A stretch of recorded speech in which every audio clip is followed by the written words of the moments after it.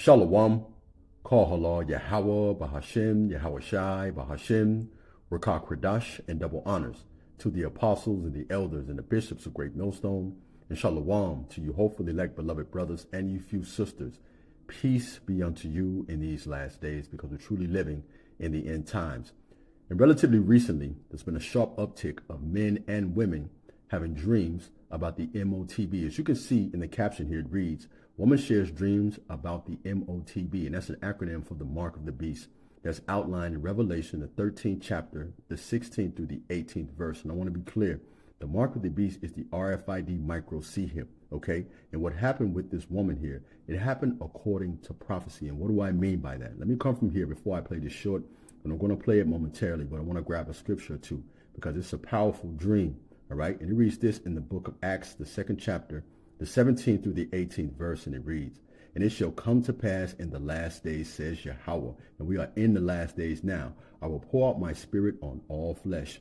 Your sons and your daughters shall prophesy. And to prophesy means to speak on or say before it occurs. Your young men shall see visions. Your old men shall dream dreams. And on my men servants and on my maid servants I will pour out my spirit in those days, and they shall prophesy. Let me get one more scripture here, because I like something that the book of Revelation, the 20th chapter, the 4th through the 5th verse reads. Because should we be of the elect, this is the victory that we have to look forward to. Look at what it states here in the subtitle. And the saints reign with Hamashiach for 1,000 years. And that's going into that first resurrection. And the saints are the children of Israel. All right. Psalms chapter 148. All right. And also Psalms chapter 148 verse 14. All right. Psalms chapter 50 verse 5. And it reads this, and I saw thrones, and they that sat on them, and judgment was committed to them. Very quickly, you have to consider when Peter asked Yahweh Shai, Lord, what will we receive, just roughly paraphrasing, for following you? And Yahweh Shai answered him and said, for those who have followed me, you will sit on 12 thrones, judging the 12 tribes of Israel. Remember, brothers, the Lord is going to make us kings in his kingdom. All right. We want to get commended for standing so stiffly for the name. All right. But continuing on. Then I saw the souls of those who had been beheaded for the witness to Yahweh Shai and for the word of the Most High. You see, even if some of our lots is to be deleted for this truth that we push, remember the scriptures tells us for those that die in Yahweh Shai are going to be raised up first. All right. Nevertheless, continuing on, because that's something I wanted to highlight here, the latter part of this precept. And it reads, who had not worshipped the beast or his image. What's the beast? All right. What's the 7 heads? That's NATO and EU. That makes up the 10 horns. In America is the whore that sits on top of the beast or his image. And what's the beast's image? That new world order. All right. It had not received his mark. And what's the mark? The mark is the RFID micro C-hip. And here's the point that I want to highlight here. On their foreheads, notice that it's plural, or on their hands. Notice that that's plural too as well. All right. Anywhere on your head, or in either hand, your right hand or your left hand. And let's go a little further, anywhere in your body, all right? But let's continue on. And they lived and reigned with Hamashiach for 1,000 years. But the rest of the dead did not live again until the 1,000 years were finished. This is the first resurrection. And for those of us, if our lot is to perish on this side, you know, Lord willing, we are of the elect. We're going to be raised up in that and be part of that first resurrection. All right. Let me come back. Let me come out of this here. And I want to play all of this testimony. I want you to listen closely, and per usual, I want to chime in with the scriptures momentarily.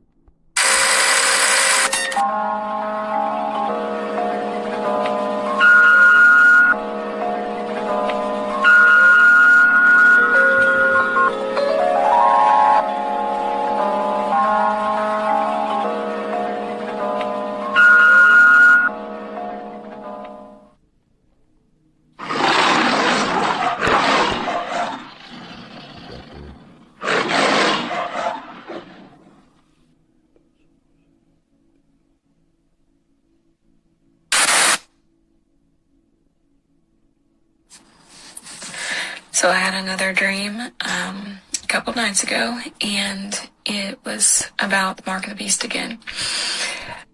If you notice that the woman says she had another dream, all right, about the mark of the beast again. It's written in the book of Job, the 33rd chapter, around about the 14th verse, That's roughly paraphrased, and it tells us the Lord speaketh once, yea, twice, but man perceiveth it not. You see? All right? But the hopefully elect, we perceive and we understand what the mark of the beast is, and we know not to take it. But nevertheless, let's continue on.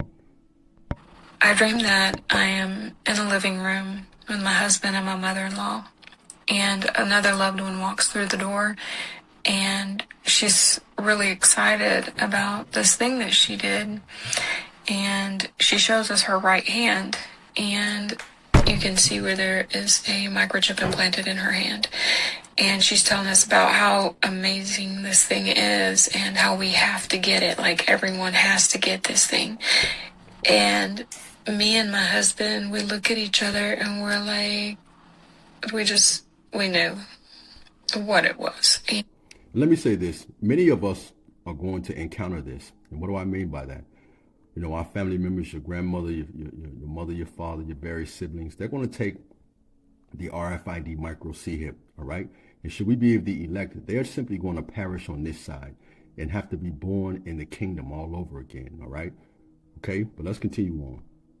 And she looked at us and she's like, what? Is it bad or something? Let me guess, it's bad.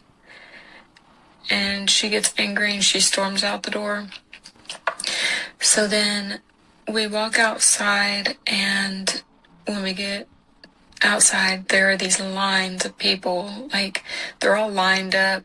There are people with pens and clipboards, and they're signing people up, non-disclosures, to get this mark. And so we're just like kind of avoiding the lines and trying to be, not be suspicious. But you can tell that the people who are, who have the clipboards, they're taking note of the people walking past and not getting in line. So, from there, we go to this office space, and there's like maybe 10 or 12 other people with us in this office space, and we have like protein shakes and snacks, and everything's like, we're stocked up for maybe about just a week for 12 people.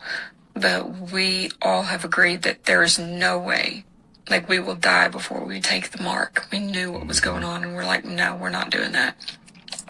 And next thing you know, the family member that had came in the door at the beginning, showing us her mark and was so excited about it, she walks in the door, and she is no longer herself.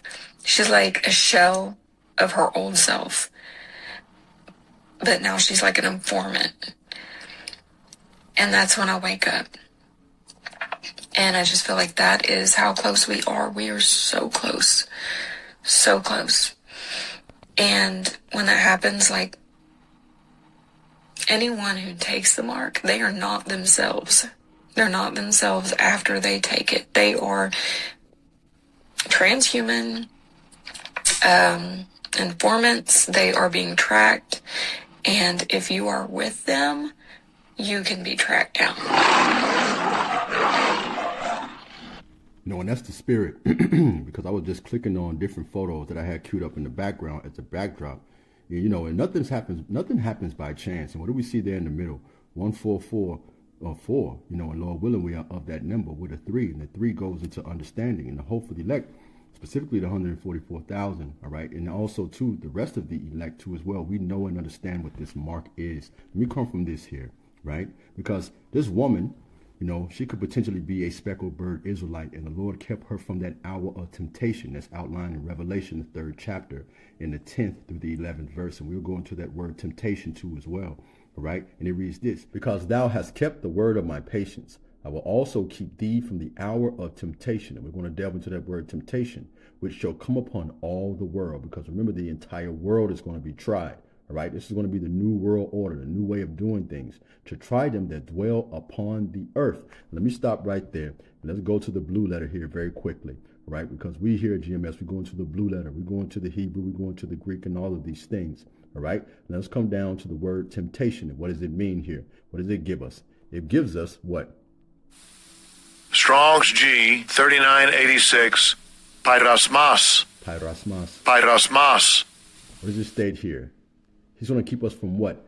An experiment, attempting, a trial, a proving. But let's go a little further into the root word, because you got to go into root words. And now it gives us Strong's G 3985. Pyrazzo. Pyrazzo. To try whether a thing can be done. All right. But let's go a little bit further. What is the Lord saying? What does it give us now? Strong's G 3984. Pyra.